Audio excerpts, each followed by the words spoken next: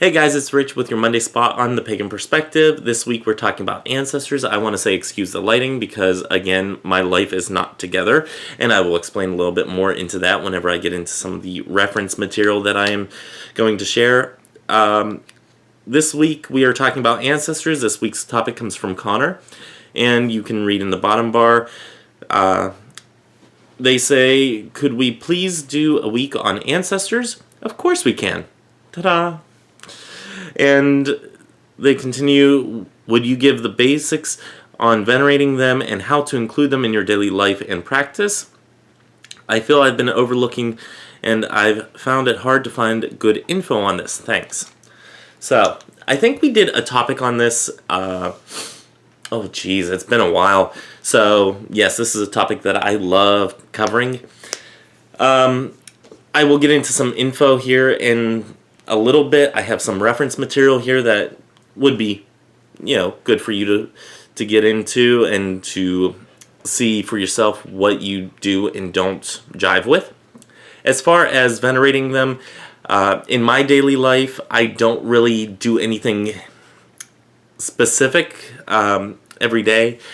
Whenever I feel their presence or whenever I need to feel their presence or need them to help me out with something, or I just want to acknowledge or remember one of my ancestors, that's my way of venerating them or acknowledging their presence.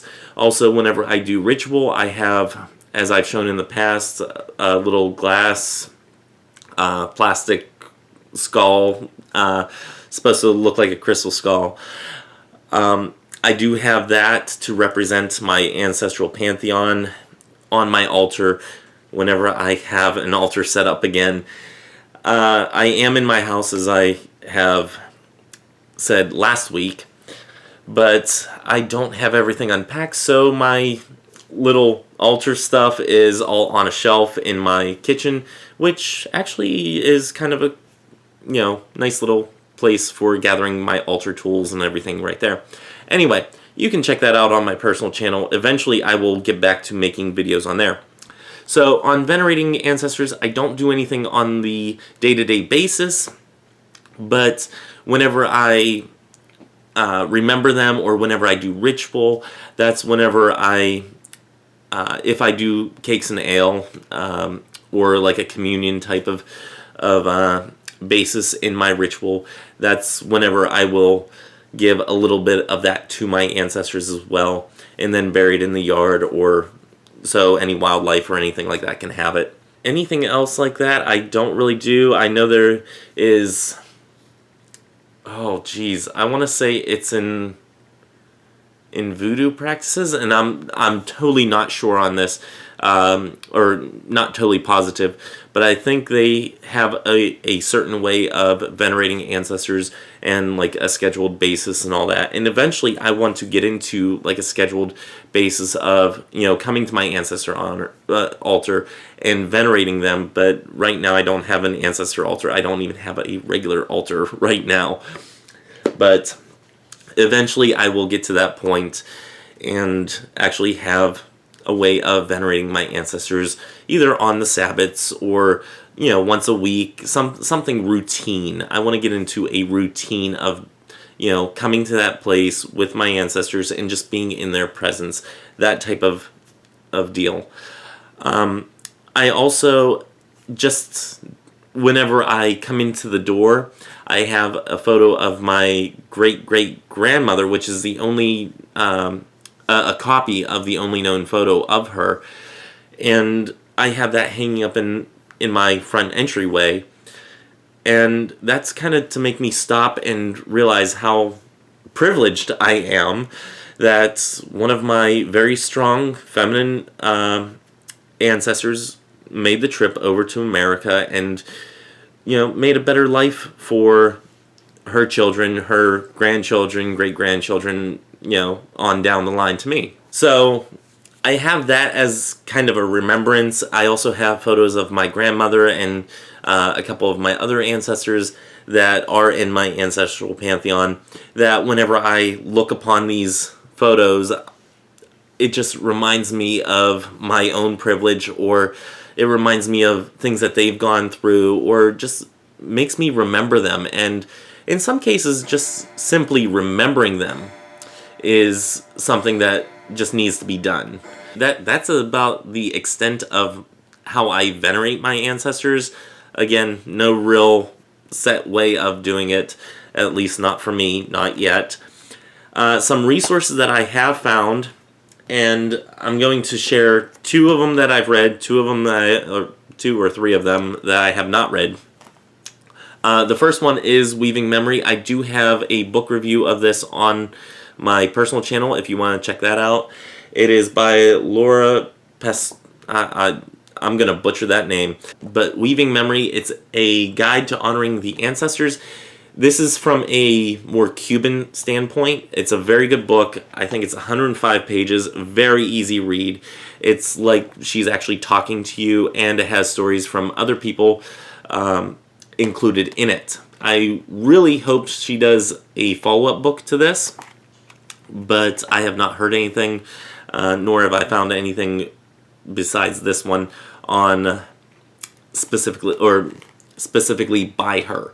So Weaving Memory, it's a good book, easy read. I think I read it in like a day and a half, 2 days, something like that. And that's saying something for me because I am a slow reader. But like I said, this is more of a book on how to honor your ancestors.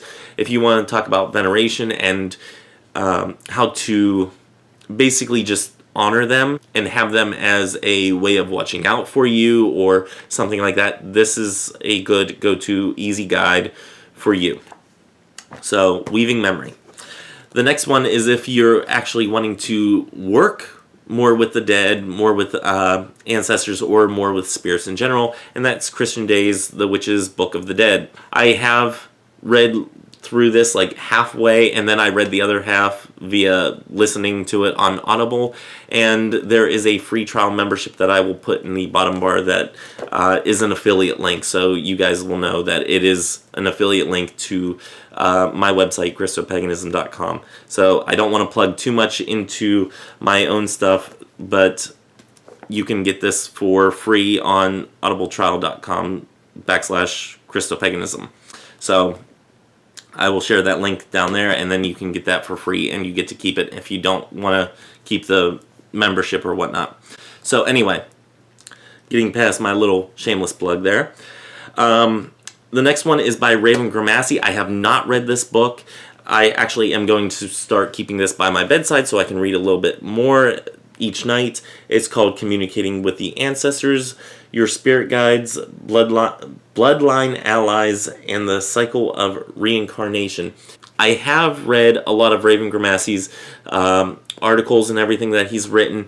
I know that he's very analytical in the way that he writes, a lot like Christopher Penczak, which I believe I might have the book. The Mighty Dead, I believe, is the book, and I don't have that brought out of storage. If I do have it, if I don't have it, I need to get it, but I'm pretty sure I do have it. Again, another book that I have not read. But I know him and Christopher Penczak are very thorough in their research. They are very analytical in the way that they write, which is a little bit more difficult for me to read, but I would suggest if you want to delve more into working with ancestors or communicating with ancestors, venerating them, those are your guides. Communicating with the ancestors. This would be a good guide for working with them. Again, I have not read that one, so it's something that I'm going to get into. Another book that I have not read but fully intend to is Ancestor Paths: Honoring Our Ancestors and Guardian Spirits Through Prayers, Rituals, and Offerings by Ala Dokon. I'm not sure if I'm saying that right. I am probably butchering that. And I do want to say, and I'm totally not sure, if this is more of a voodoo type of take on honoring ancestors. I am totally not sure on that. Do not quote me on that. But I do believe it is. If it is not, then I'm sorry that I'm misrepresenting it. Again, I have not read it. I still have the bookmark on the first page. So this is one that I am going to be getting to. And whenever I actually do finish reading these, I will put a book review on my personal channel. So those are the ones that I have that I can suggest. And you're right, there's not really a lot out there on working with ancestors or working with an ancestral pantheon, at least not in a broad enough form that it really reaches the masses. You kind of have to search for, like, through Amazon and stuff like that to actually find books. Not a lot of free resources out there, especially, and unfortunately that's kind of the way it is. I've kind of muddled through my work with my ancestors in the only way that I can kind of comprehend, kind of stumbling as I go and figuring it out for myself.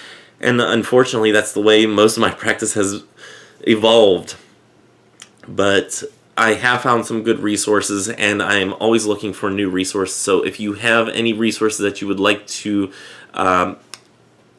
comment on, go ahead and comment down in the bottom bar or in the comments below. And one thing that I want to say before I sign off of here is that you don't necessarily have to only work with your bloodline.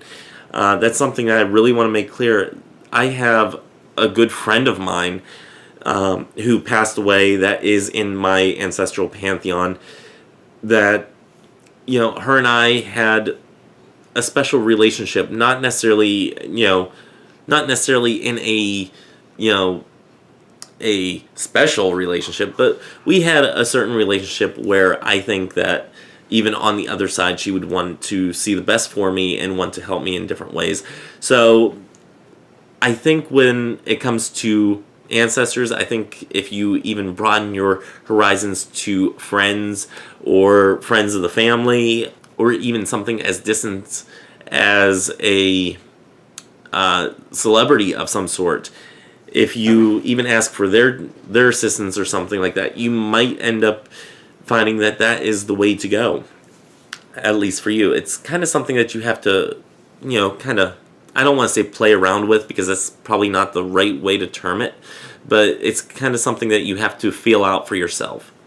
So I do want to make that clear, that it does not necessarily have to be blood ancestors or blood relatives that you necessarily have in your ancestral pantheon.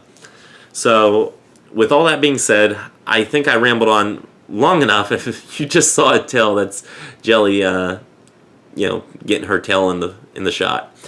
But anyway, I'm going to sign off of here. Until next week, may you guys have love, hugs, and ladybugs. Bye-bye.